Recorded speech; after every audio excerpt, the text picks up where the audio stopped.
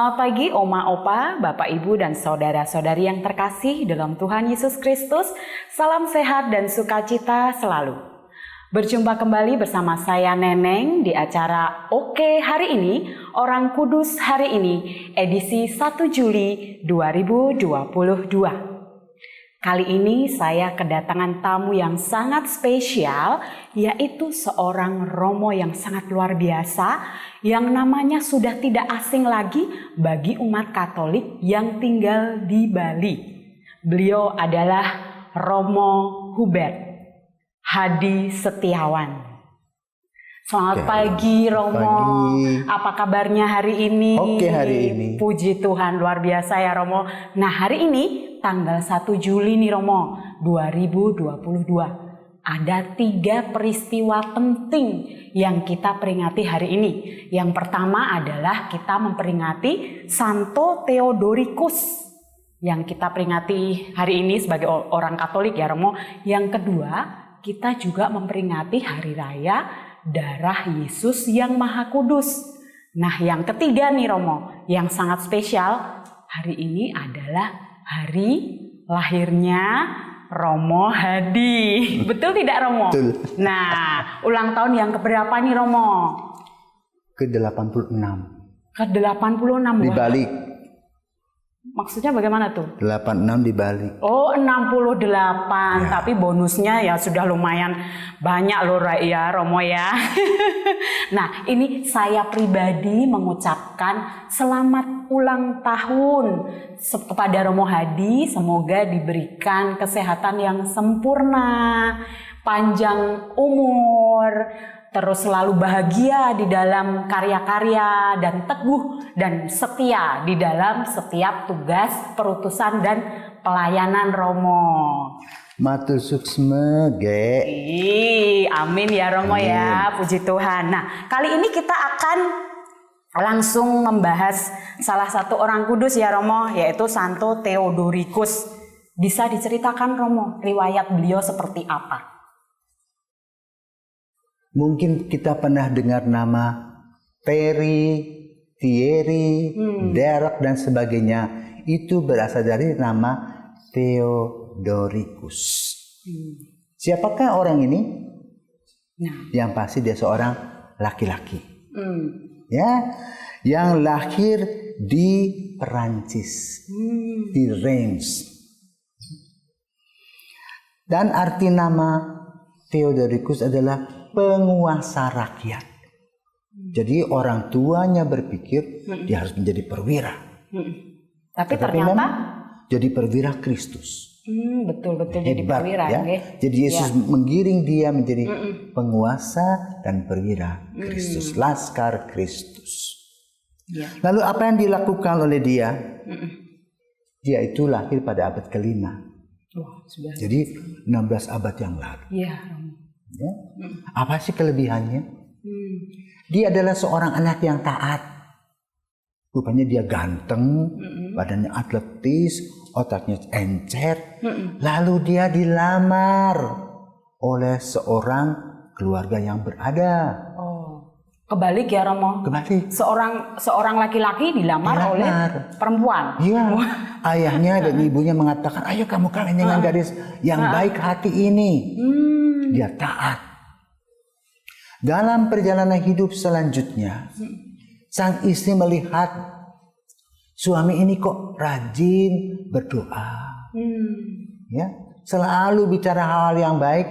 Lalu dia tanya, Pak, Bapak tuh kok suka sekali sembahyang? Ya, kenapa toh? Cantik, aku ini sebenarnya ingin jadi pastor. Jadi pastor mulia sekali Pak. Maka lalu dia disuruh berhubungan dengan uskup menyatakan keinginannya. Dan sang istri melepasnya. Aduh, puji Tuhan sekali. Ikhlas Gak ya. sayang ya pemuda atau suami yang ganteng, baik hati. Tapi demi Kristus monggo. Ya, terjadilah demikian. Ya. Lalu apa yang dibuat oleh Terry sebagai seorang imam? Ya. dia giat memberikan pengarahan-pengarahan. Seperti khotbah gitu ya, Romo. Ternyata khotbahnya amat menarik. Jadi dulu tidak seperti sekarang medsos. Mempunyai karismatik yang luar biasa mempunyai karisma. Lalu dari mulut ke mulut orang katakan, dulu kan Injil belum jelas ya, belum nggak seperti sekarang setiap orang punya kitab suci. Jadi dia bercerita tentang kisah Yesus dalam khotbah yang menarik, dari mulut ke mulut, dari kampung ke kampung, maka ramailah di Reims, di gereja itu. Dan juga dia itu boleh katakan, karena dia seorang pendoa, dia juga seorang pembuat mujizat dan penyembuh. Tambah lagi, sudah khotbahnya hebat, hatinya baik, kemudian bisa menyembuhkan, bisa juga membuat mujizat. Makin laris manis kota Reims itu. Oleh karena kehadirannya, karisma yang luar biasa diolah. Yang namanya dulu perwira untuk dunia, sekarang menjadi perwira bagi gereja. Sampai pada akhir hidupnya. Dia wafat pada tahun 533 di Perancis. Lalu apa yang kita harus ambil? Kalau kita mau menjadi perwira Kristus, mau menjadi pengikut Kristus, ikutilah cara hidupnya. Berdoa, berkarya dengan sungguh-sungguh, kemudian bisa menghasilkan juga doa-doa bagi kesembuhan siapa saja. Ya, dengan doa-doa ini kita senantiasa diberkati. Amin ya Romo. Terima kasih. Dan mungkin untuk contoh juga ya, dari anak-anak harus taat kepada orang tuanya. Terus bisa kita teladani juga ya sikap istri yang mengikhlaskan beliau untuk memenuhi panggilan ilahi ya Romo ya. Makanya orang tua yang ada di rumah nih, khususnya yang beragama Katolik ya, kalau putra-putrinya ada yang minta izin, "Pa, Ma, aku mau jadi suster atau Romo," harus diikhlaskan ya Romo ya.